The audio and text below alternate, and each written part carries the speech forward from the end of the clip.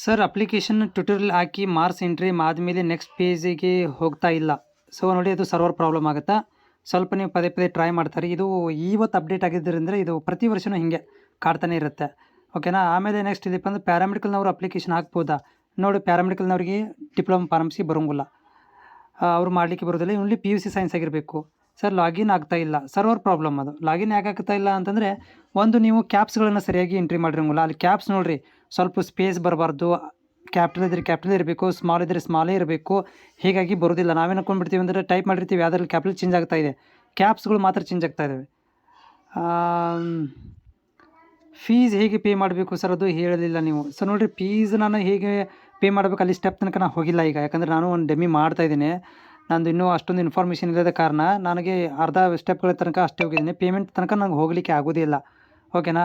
So payment ನೋಡಿರಿ, already ಒಂದು video ಮಾಡಿ ಹಾಕಿದ್ದೀನಿ ನಾನು. ಪೇಮೆಂಟಲ್ಲಿ ನೀವು ಏನಪ್ಪ ಅಂತಂದರೆ ಆನ್ಲೈನ್ ಪೇಮೆಂಟ್ ಮಾಡ್ಬೋದು, ಆಮೇಲೆ ಫೋನ್ಪೇ ಮಾಡ್ಬೋದು, ಮತ್ತು ಡೆಬಿಟ್ ಕಾರ್ಡ್ ಕ್ರೆಡಿಟ್ ಕಾರ್ಡ್ಗಳನ್ನ ಯೂಸ್ ಮಾಡ್ಬೋದು. ಬಿ ಫಾರ್ಮಸಿ ಲೆಟ್ರ್ ಎಂಟ್ರಿ ಏನದು ಹಂಗಂದ್ರೆ ಏನದು, ಆಲ್ರೆಡಿ ರೆಜಿಸ್ಟರ್ ಅಂತ ಬರ್ತಾಯಿದೆ. ಆಲ್ರೆಡಿ ರೆಜಿಸ್ಟರ್ ಅಂತ ಬರ್ತಾಯಿದ್ರೆ ನೀವು ಏನು ಮಾಡ್ಬೇಕಂದ್ರೆ ಫಾರ್ಗೆಟ್ ರೆಜಿಸ್ಟ್ರ್ ಅಂತ ಬರ್ತಾಯಿದ್ರೆ, ಆಲ್ರೆಡಿ ನೀವು PUC ಸ್ಟೂಡೆಂಟಾ, KCET ಟ್ರೈ ಮಾಡಿದ್ದಿದ್ರೆ ಅದು ಆಲ್ರೆಡಿ ರೆಜಿಸ್ಟರ್ ಅಂತ ಬರುತ್ತೆ. ನೀವು KCET ಟ್ರೈನೂ ಮಾಡಿಲ್ಲ, ನಾವು ಈ ವರ್ಷ ಫಸ್ಟ್ ವರ್ಷ ನಾವು ನೋಡ್ತಾ ಇದ್ದೀವಿ. ಆಲ್ರೆಡಿ ನಾವು KE ಅಂದ್ರೇ ಗೊತ್ತಿರಲಿಲ್ಲ ಅಂತಂದರೆ ನೀವು ಇಲ್ಲೇನು ಮಾಡಬೇಕಂದ್ರೆ KEದವ್ರಿಗೆ ಕಾಲ್ ಮಾಡಬೇಕಾಗತ್ತೆ.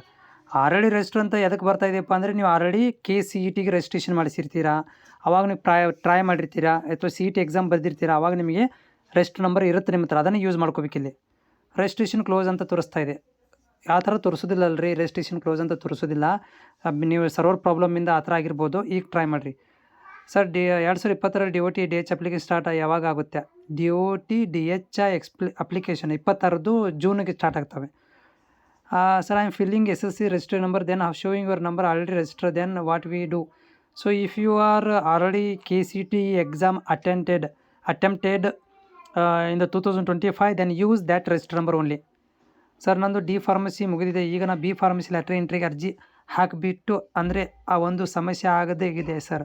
ಅದು ಅರ್ಜಿ ನಮ್ಮಲ್ಲಿ D ಫಾರ್ಮಾ ಅಂತ ಹಾಕಬೇಕಿತ್ತು, ಅದು ಗೊತ್ತಿಲ್ಲದೆ PUC ಅಂತ ಹಾಕಿದ್ದಾರೆ ಸರ್. ಅದು B ಫಾರ್ಮಾಗಿ ಲೆಟ್ರ್ ಎಂಟ್ರಿಗೆ ಅವಕಾಶ ಸಿಗುತ್ತಾ? ನೋಡಿರಿ, ಸಿಗೋದಿಲ್ಲ ರೀ. ನೀವು ಡಿಪ್ಲೊಮಾ ಫಾರ್ಮಸಿ ಮೇಲೆ ಹಾಕಿದರೆ ಲೆಟ್ರ್ ಎಂಟ್ರಿ ಅವಕಾಶ ಇದೆ. PUC ಮೇಲೆ ಹಾಕಿದರೆ ಲೆಟ್ರ್ ಎಂಟ್ರಿ ಅವಕಾಶ ಇರೋದಿಲ್ಲ. ಅದು ನಿಮ್ಮ ತಪ್ಪಾಗುತ್ತೆ. ಅದನ್ನು ಕರೆಕ್ಷನ್ ಮಾಡಿಸ್ಕೊರಿ, KEದವ್ರಿಗೆ ಕಾಲ್ ಮಾಡಿ. ಸರ್ 10th ರಿಜಿಸ್ಟರ್ ನಂಬರ್ ಹಾಕಿದ್ದೀನಿ, ಆಮೇಲೂ ಆಲ್ರೆಡಿ ರಿಜಿಸ್ಟರ್ ಅಂತ ಬರ್ತಾಯಿದೆ.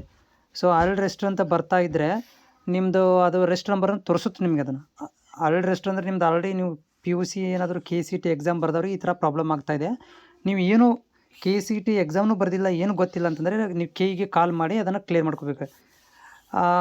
I am nursing student. First of all, thanks your lot information, help to lot counseling etc. Now I am not getting interest in this field, so tell me, can I apply for diploma pharmacy? Yes, PUC basis ಮೇಲೆ ನೀವು application ಹಾಕ್ಬೋದು, try ಮಾಡ್ಬೋದು. PUC basis ಮೇಲೆ ನೀವು diploma pharmacy ಮಾಡ್ಬೋದು. ನಿಮ್ಮದು arts commerce ಇದ್ದರೆ ಬರೋಂಗಿಲ್ಲ, ಆದರೆ ಸೈನ್ಸ್ ಬ್ಯಾಕ್ಗ್ರೌಂಡ್ ಇದ್ದರೆ ನೀವು ಟ್ರೈ ಮಾಡ್ಬೋದು. So please make a details video on this pharmacy, how to fill eligibility, fees structure etcetera.